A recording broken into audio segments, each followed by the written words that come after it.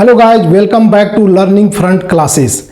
आज हम लोग सीखेंगे वॉज और वर का प्रयोग। इससे पहले क्लासेस में हम लोगों ने सीखा, बेसिक सीखा, उसके साथ साथ इज एम आर का प्रयोग सीखा। तो आज हम लोग सीखेंगे कि कैसे सेंटेंस में हम लोग वॉज और वर का प्रयोग करते हैं। तो चलिए शुरू करते हैं आज की क्लास को। वॉज और वर, ठीक है। अब ये क्या है? ये क्रिया है। यहां मैं लिख देता हूं, ये क्या है? एक क्रिया है, अर्थात वर्ब है, जिसका वाज अगर मैं पहला लेता हूं तो वाज का हिंदी यहां पर क्या होगा? था, थी, थे इत्यादि। कोई दिक्कत नहीं होनी चाहिए। अब मैं सब्जेक्ट्स लेता हूं, किसके साथ किन सब्जेक्ट का प्रयोग किया जाएगा। सब्जेक्ट मतलब क्या होता है? कर्ता, ठीक है, कर्ता। अब सब्जेक्ट पहला हम लोग लेते हैं ही, सी, ईट। वाज के साथ इन सब्जेक्टों का प्रयोग होगा। ईट, नेम्स, सिंगुलर, सब्जेक्ट। और एक और इसमें यहां पर अब आई जोड़ लीजिए, क्योंकि आई एक ऐसा सब्जेक्ट है जो सिंगुलर सब्जेक्ट के रूप में और प्लूरल सब्जेक्ट के रूप में प्रयोग होता है। मतलब इसके साथ दोनों तरह के वर्ब का प्रयोग होता है। तो आगे हम लोग सेंटेंस में देखेंगे। तो अब इसका एग्जाम्पल लेते हैं। एग्जाम्पल में हम लोग क्या ले सकते हैं कि वह बीमार थी, वह बीमार थी। तो वह बीमार थी यानी कि कोई फीमेल सब्जेक्ट की बात किया जा रहा है, फीमेल के बारे में। तो सब्जेक्ट यहां पर जो वह है वो फीमेल के लिए है, और जब फीमेल के लिए हो वह, तो उसके लिए हम लोग सी का प्रयोग करते हैं। She is use for female and he is use for male. इसको याद रखिएगा। तो वह बीमार थी, तो वह के लिए क्या हो जाएगा? सी सब्जेक्ट। थी के लिए वाज, क्योंकि मैंने पहले बता दिया है कि यहां पर वाज वर का प्रयोग होगा, तो वाज इल। क्लियर है? उसके बाद अगर मैं एक आई ले लेता हूं कि मैं भूखा था, मैं भूखा था, तो क्या हो जाएगा? I subject.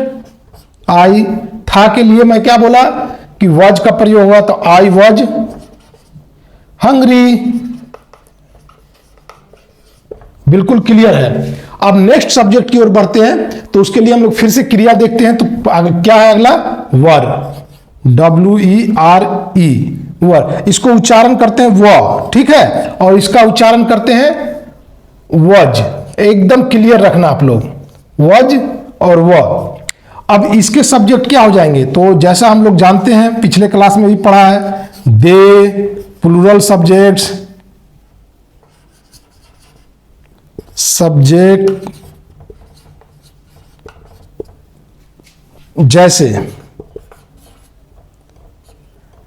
Boys, children etcetera. ये सब क्या है? ये प्लूरल सब्जेक्ट है, बॉय, चिल्ड्रेन इत्यादि। अब इसके साथ में हम लोग क्या प्रयोग करेंगे? अब देखते हैं। जैसे वे लोग खुश थे, खुश थे, तो वे लोग के लिए क्या हो जाएगा यहां पर? दे। तो दे हमने लिख दिया यहां पर दे। और थे के लिए यहां पर क्या लेंगे? इन सब्जेक्ट के साथ में वर का प्रयोग होता है वो। तो हम लोग यहां की क्या लिखेंगे? दे वर। खुश का क्या होता है? हैप्पी। बिल्कुल आसान है। अब यहां पर एक प्लूरल सब्जेक्ट वाला ले लेता हूं। जैसे लड़के ईमानदार थे, लड़के ईमानदार थे। अब लड़के के लिए क्या हो जाएगा? बॉयज, ये सब्जेक्ट हो गया। थे के लिए यहां पर वर, और ईमानदार के लिए ऑनेस्ट। बहुत बढ़िया, आप लोग समझ रहे हो, बहुत अच्छी बात है। तो इस तरह से जितने भी सेंटेंस फ्रेम होंगे वो आप लोग स्वयं करना। जैसे वे लोग खुश थे, वे लोग आनंदित थे, एक ही बात हुआ।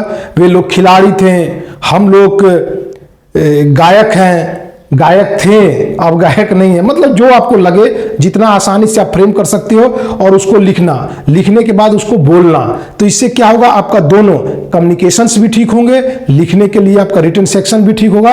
और धीरे धीरे मैं आप लोगों को और भी चीजें सिखाऊंगा। नेक्स्ट क्लास में हम लोग पढ़ेंगे हैज, हैव और हैड का प्रयोग। तो फिर मिलते हैं नए क्लास में, तब तक के लिए जय हिंद, भारत माता की जय।